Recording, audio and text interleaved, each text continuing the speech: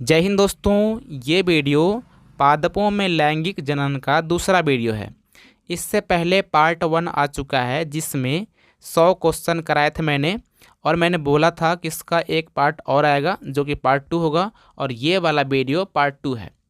तो अगर आपने पार्ट 1 नहीं देखी है तो आप देख लीजिएगा। हालांकि अभी हम लोग यहाँ पे देखते हैं, और इस वीडियो में 100 क्वेश्चन आपको देखने को मिलेगी।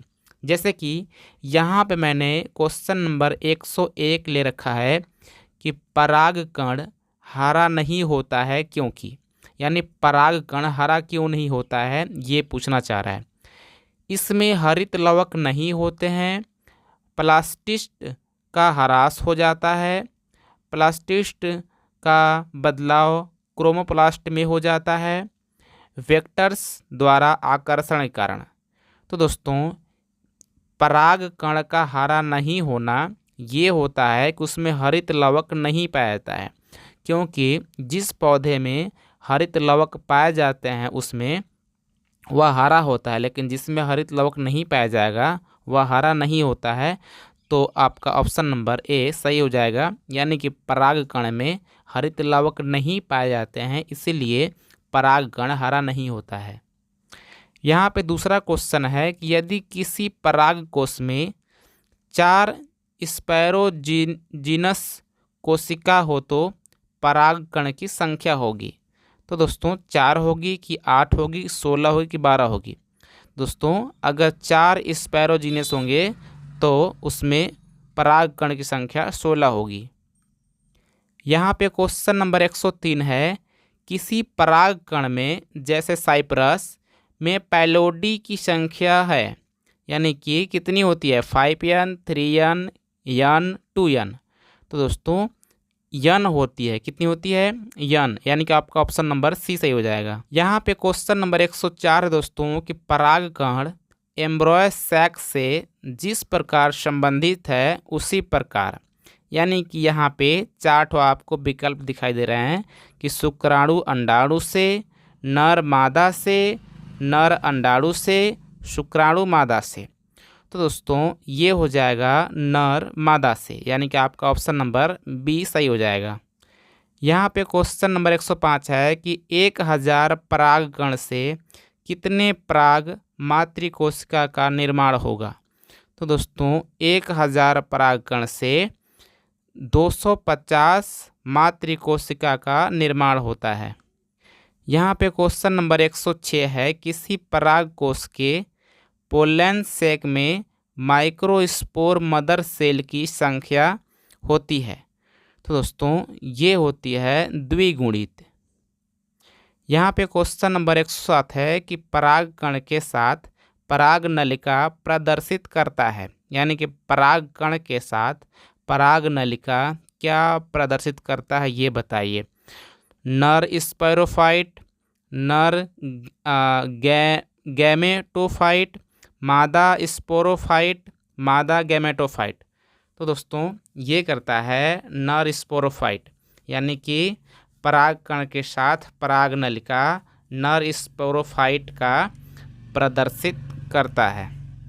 यहाँ पे क्वेश्चन नंबर 108 दोस्तों, किसी परिपक्व परागकण में कितने न्यूक्लियस होते हैं? तो ये होते हैं दोस्तों 2। यहाँ पे दोस्तों क्वेश्चन नंबर 109 है, परागकण पीले वर्ण के होते हैं क्योंकि इसमें मौजूद होते हैं। कहने का मतलब है कि परागकण का जो रंग होता है पीला होता है।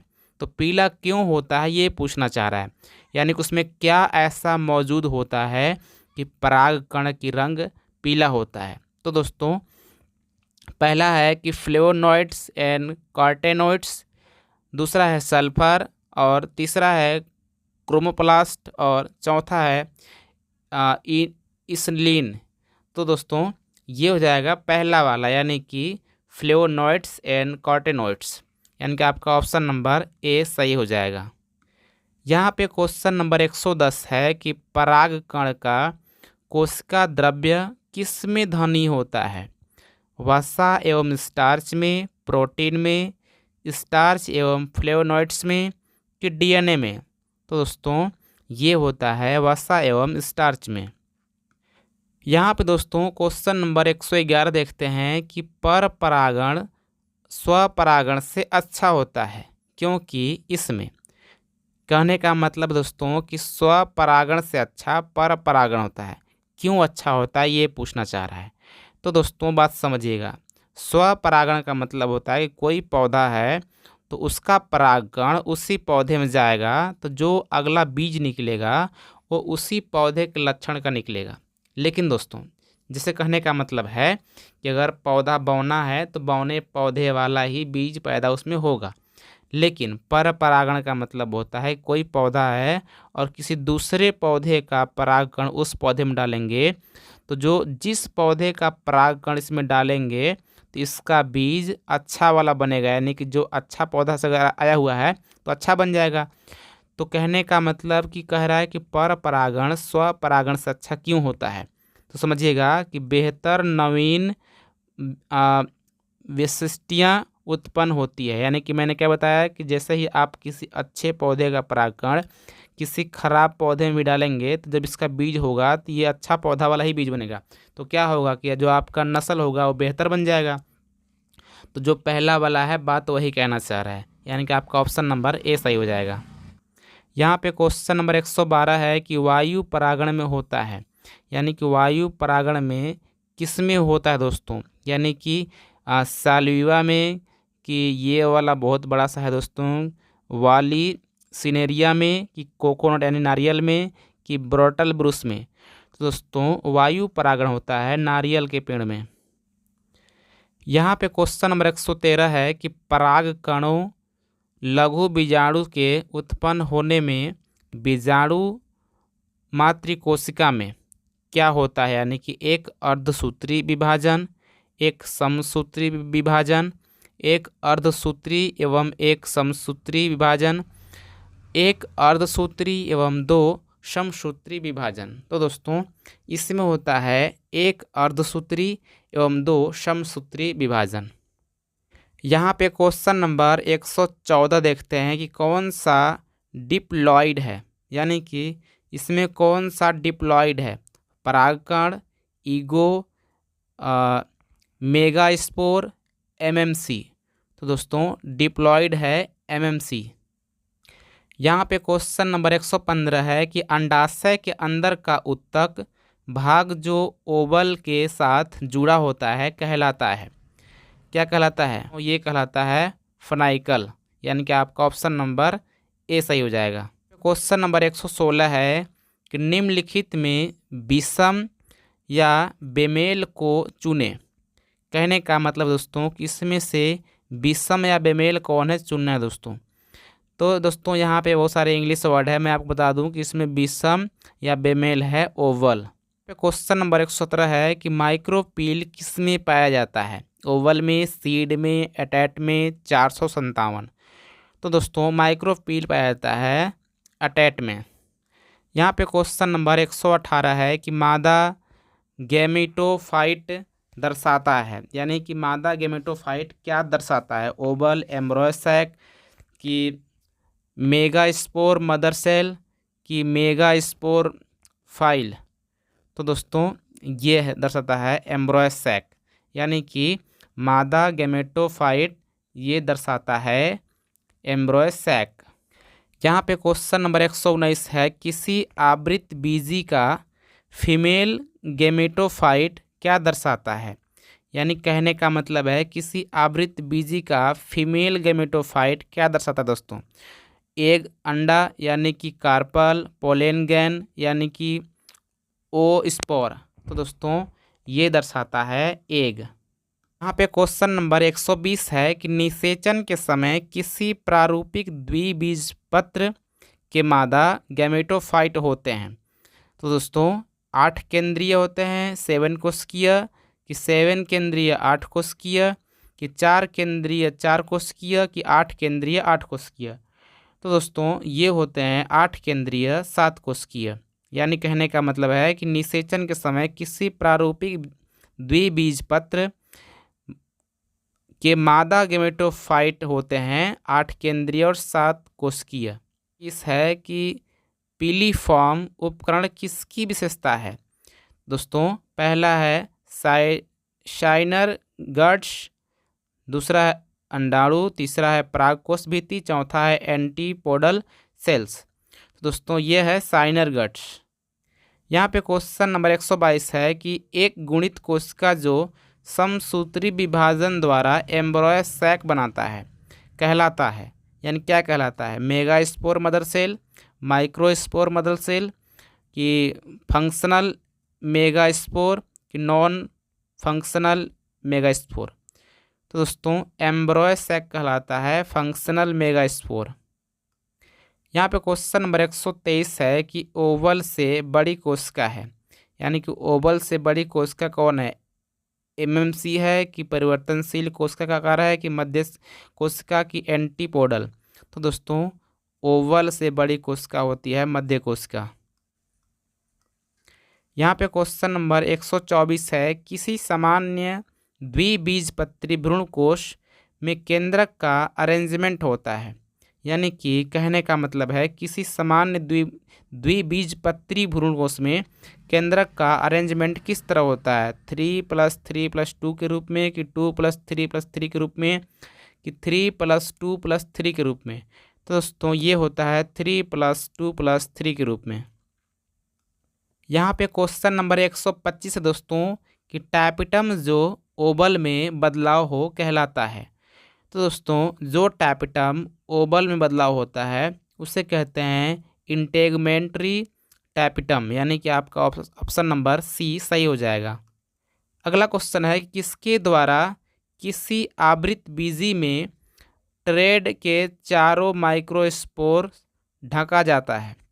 दोस्तों ये होता है स्टेमेन के द्वारा। किसके द्वारा? स्टेमेन के द्वारा। यहाँ पे क्वेश्चन नंबर 127 है किसी आवृत बीजी यानी कि एक बीजपत्री के नर गैमेटोफाइट होते हैं, कैसा होते हैं?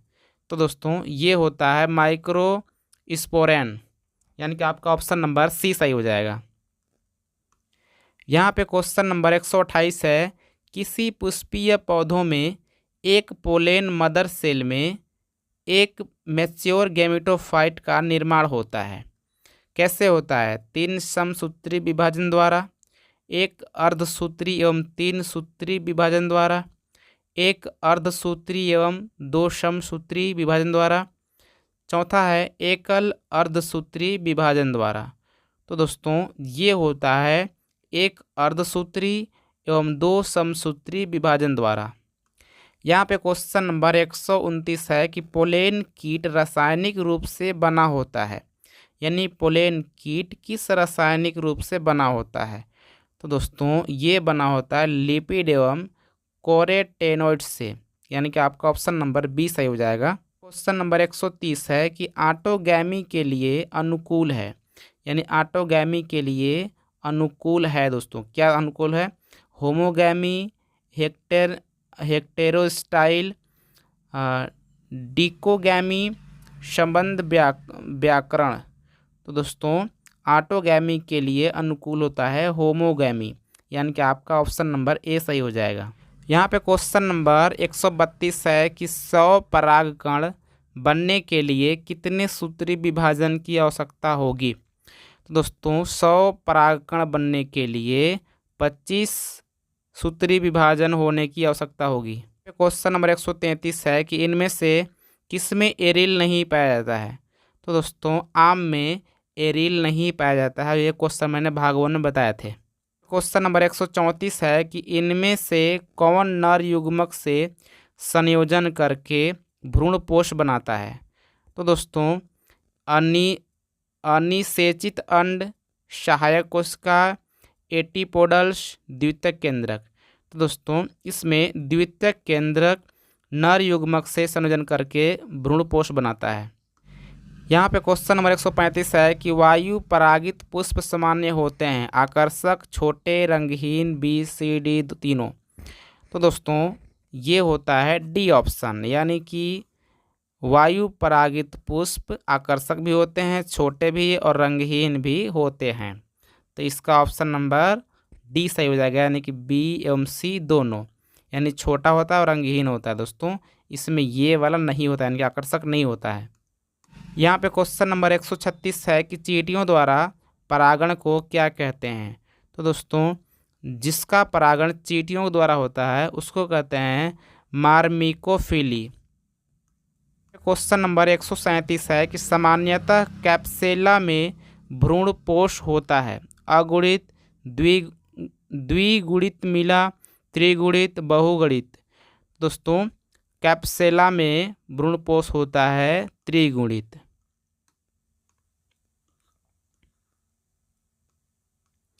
यहाँ पे क्वेश्चन नंबर 138 है कि एक प्रारूपिक आवृत बीजी भ्रूणकोश प्रायः है। तो दोस्तों, इसका आंसर हो जाएगा 7 कोशिकीय, यानी कि एक प्रारूप आवृत बीजी प्रायकोश 7 कोशिकीय होते हैं। यहाँ पे क्वेश्चन नंबर 139 है कि बीजांड के बीजांडकाय में पाई जाने वाली रचना जो स्पोरोफाइट की अंतिम है उसे क्या कहते हैं। तो दोस्तों, उसे कहते हैं गुरु बीजाणु मातृकोशिका, यानी कि आपका ऑप्शन नंबर ए सही हो जाएगा, गुरु बीजाणु मातृकोशिका। यहाँ पे क्वेश्चन नंबर 140 है कि केंद्रीय भ्रूणपोष में प्राथमिक भ्रूणपोष केंद्रक के विभाजन के बाद क्या होता है। कोशिका भित्ति का निर्माण होता है कि कोशिका भित्ति का निर्माण नहीं है कहा जा रहा। एक बड़ी तथा एक छोटी कोशिका बनती है, इनमें से कोई नहीं। तो दोस्तों, मतलब कोशिका भित्ति का निर्माण नहीं होता है, मतलब ये कहा जाता है, यानी कि आपका ऑप्शन नंबर बी सही हो जाएगा। क्वेश्चन नंबर 141, बहुभ्रूणता सबसे ज़्यादा किस में होती है। तो दोस्तों, बहुभ्रूणता सबसे ज़्यादा होती है जिम्नोस्पर्म में। यहाँ पे क्वेश्चन नंबर 142 है सामान्यतः एक परिपक्व व निषेचित बीजांड में यन, 2n तथा 3n स्थिति मिलती है क्रमशः भ्रूणपोष, बीजांडकाय तथा अंड में, अंड एंटीपोडल एवं भ्रूणपोष में, अध्यावरण सिनर्जिड तथा अंड में, अंड बीजांडकाय तथा भ्रूणपोष में। तो दोस्तों, ये होता है अंड बीजांडकाय तथा भ्रूणपोष में। यहाँ पे क्वेश्चन नंबर 144 है कि बीजांड में अर्धसूत्री विभाजन होता है। बीजांडाय में, गुरु बीजाणु मातृकोशिका में, गुरु बीजाणु में, आर्कीस्पोरियम में। तो दोस्तों, बीजांडकाय में अर्धसूत्री विभाजन होता है गुरु बीजाणु मातृकोशिका में। यहाँ पे क्वेश्चन नंबर 145 है कि पराग तथा बीजाणु के अध्ययन को क्या कहते हैं। तो पराग तथा बीजाणु के अध्ययन को दोस्तों पेलिनोलॉजी कहते हैं, पेलिनोलॉजी। यहाँ पे क्वेश्चन नंबर 146 है कि पराग कणों में विशेषकर कौन सा विटामिन होता है। Vitamin B, vitamin A, vitamin D, vitamin C. तो दोस्तों, पराग कणों में विशेषकर विटामिन बी पाया जाता है। क्वेश्चन नंबर 147 है कि भारतीय आवृत बीज भ्रूण विज्ञान के जनक हैं। तो इस क्वेश्चन को मैंने पहले बताया था कि पी महेश्वरी हैं। दोस्तों, कौन है? पी महेश्वरी। यहाँ पे क्वेश्चन नंबर 148 है कि बीज के उस अंकुरण को जिसमें बीज पत्र भूमि के ऊपर आ जाते हैं उसे कहते हैं, क्या कहते हैं? अधोभूमिक, भूम्युपरिक, सजीव, प्राजक्ता, इनमें से कोई नहीं। तो दोस्तों, इसको कहते हैं भूम्युपरिक। 50 है कि बीजांड के वृंत को कहते हैं फ्यूनिकल, केरनकल, पेंडिसिल, न्यूशेलस। दोस्तों, बीजांड के वृंत को कहते हैं फ्यूनिकल।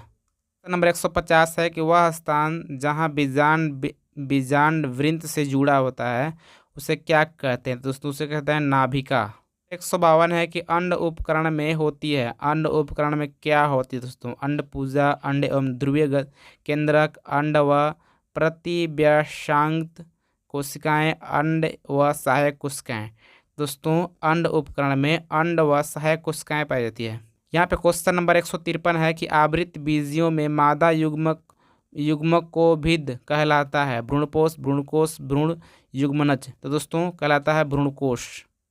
यहाँ पे क्वेश्चन नंबर 154 है कि पौधे का ऐसा भाग है जिसमें एक अंदर दूसरी पीढ़ी होती है।